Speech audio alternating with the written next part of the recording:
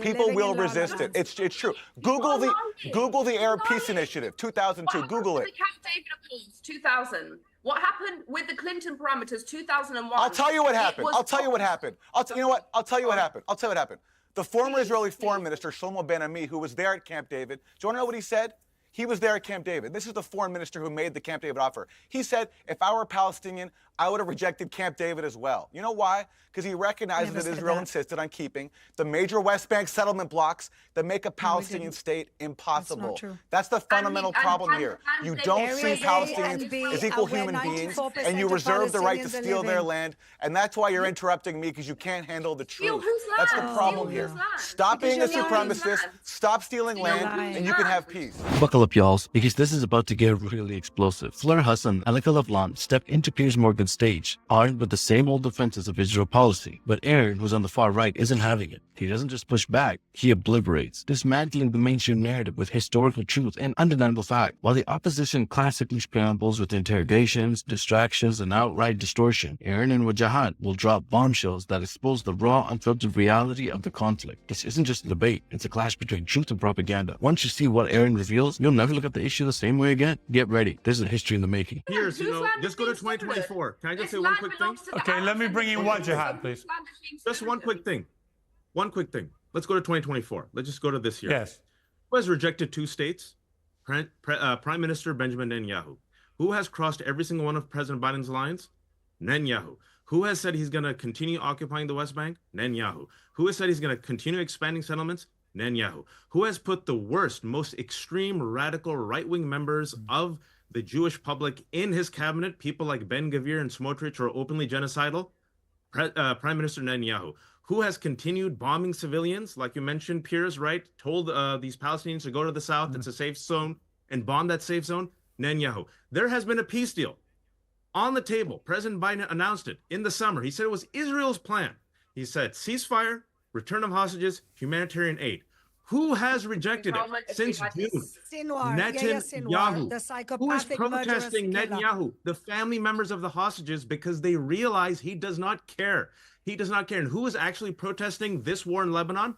The family members of the hostages, because they realize if this war, God forbid, expands, it means that their family members won't come back. When there was a temporary ceasefire in November, 105 Israeli hostages came back. Since then, less than 10. And when all is said and done, Piers, most likely Israel will have accidentally killed more of its Israeli hostages through this war than it has saved. So the buck is right now with Netanyahu. And as we have discussed on your show, he's a corrupt criminal who has 80% of the public against him, mass protest. And he realizes if the war ends, he will have to resign. The government will fall apart and he will most likely go to jail. So war we have, de-escalation through escalation. It's a recipe for genocidal madness. Let me ask you a question. I have a question for you. That's actually a very important question. You're saying that this two-state solution should be accepted, okay? We've seen through this history of the occupation of the West Bank, first of all, the occupation has foiled Thank you for admitting it.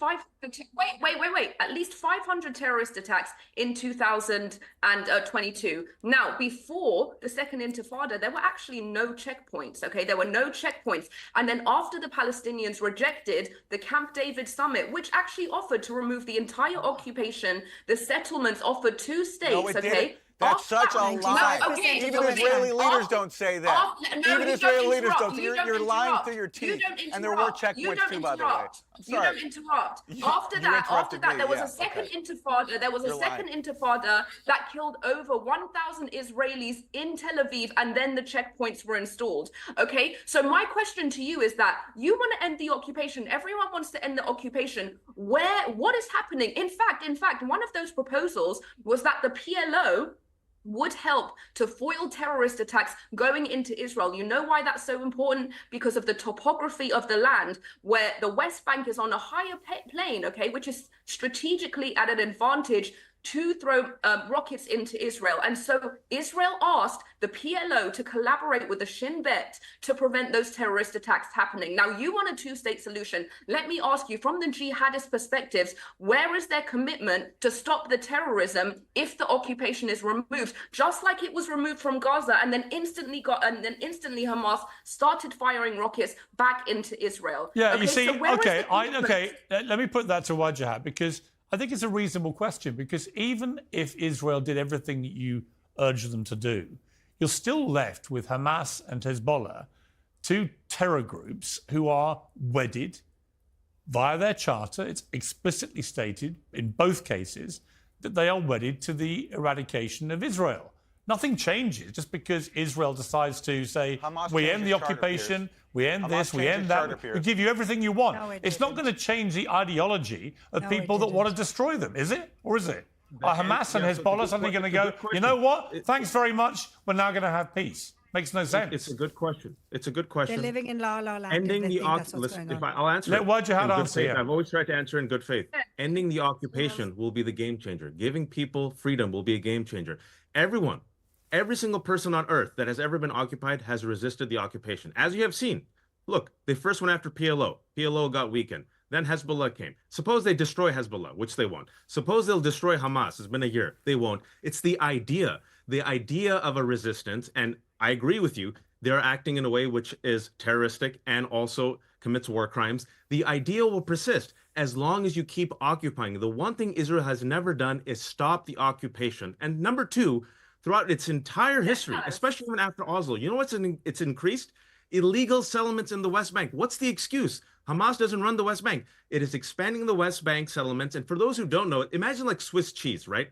There's holes in the Swiss cheese. The holes are the settlements expanding. What's left is this barely, you've seen this, Piers, you know the map, this pathetic small piece of land that's left for the Palestinians. So no matter what happens, I'm sorry to say this, Palestinians are screwed. Yet still they say, fine, give us this pathetic moth-eaten ridden land because you have expanded the settlements. We'll still take it. Give us freedom. At the end of the day, every single group on earth wants freedom. And that's the one thing Israel refuses to. Okay, let me bring in. Hang on. Let me bring in Fleur here. Let them be free. Let me bring in Fleur. Right. So I want to ask you this, Fleur. You can respond, but I want to ask you this: why should Palestinians not be afforded the exact same human rights as Israelis?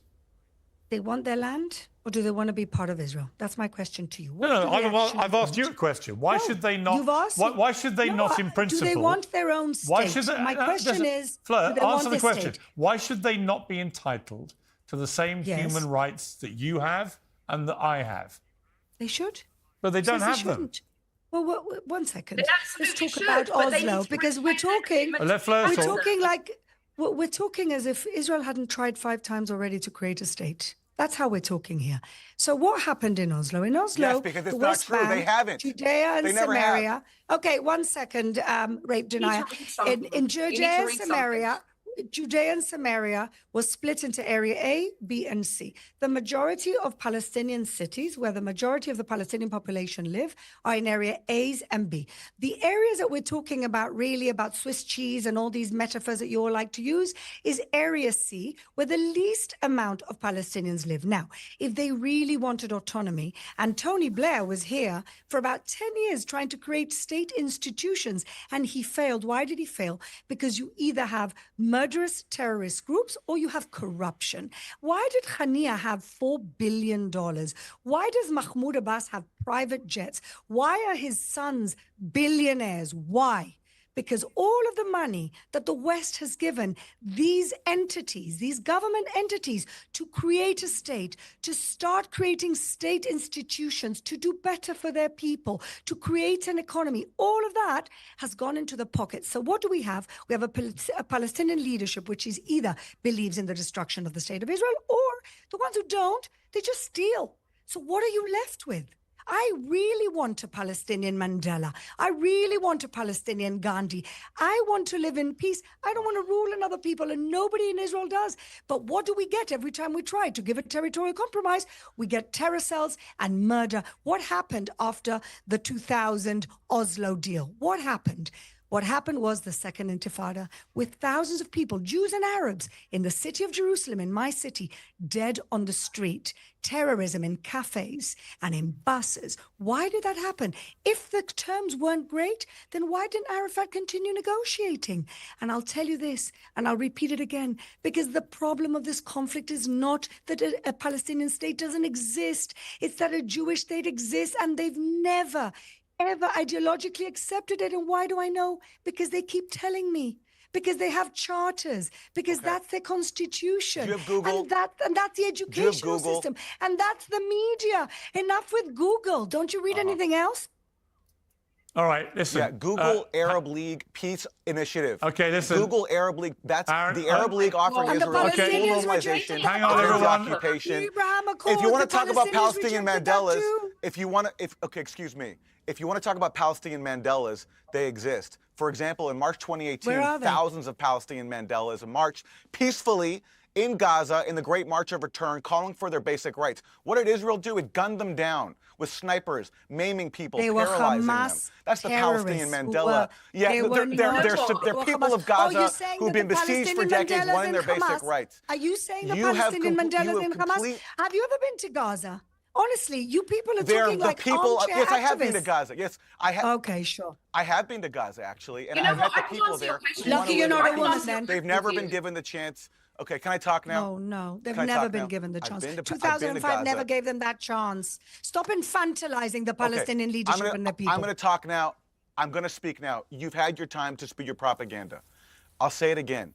Israel has never accepted the fundamental premise that Palestinians have the right to self-determination. That's why it rejected multiple Arab League peace offers endorsed by Iran and Hamas, and members of Hamas, not all of them, but some of the leadership, including Ismail Haniyeh, calling for a Palestinian state in the West Bank and Gaza. That's a big compromise for Palestinians. That's just 22% of the land that you stole, which they're willing to accept. But Israel is so hell-bent on occupying and stealing land, it won't even premise is accept a already Palestinian mistaken. surrender.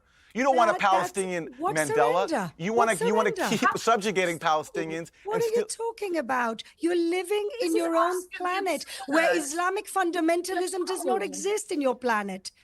You're the Islamic fundamentalists fundamentalism who doesn't insist exist in your Let me on ask planet. you a stealing other Where are people's you land. living? Let me You're ask the you a Where are you question. living? Okay, time out. Here's the raw truth they're scrambling to bury. Fleur, Hassan, Elica didn't just fail. They got humiliated by facts. First, their Israel Once policy until imploded when Aaron dragged out Israel's own foreign minister admitting the Camp David offer was a deceitful farce. And let's not forget Netanyahu's 2024 rejection of the US-backed peace deal. Proof Israel's goal isn't peace, it's land theft. Second, their blame Hamas charade debunked. Israel's bulldozing settlements right now in the West Bank where Hamas has zero control. Why? Because this isn't about security, it's ethnic erasure and expansion. Masked by propaganda. Stop the complicity. Watch Netanyahu's secret war on peace and settler terror. West Bank's bloody reality. To see the full truth, smash like if you're done with the gaslighting. Share to expose the con, and subscribe because silence is betrayal. Get to the next one.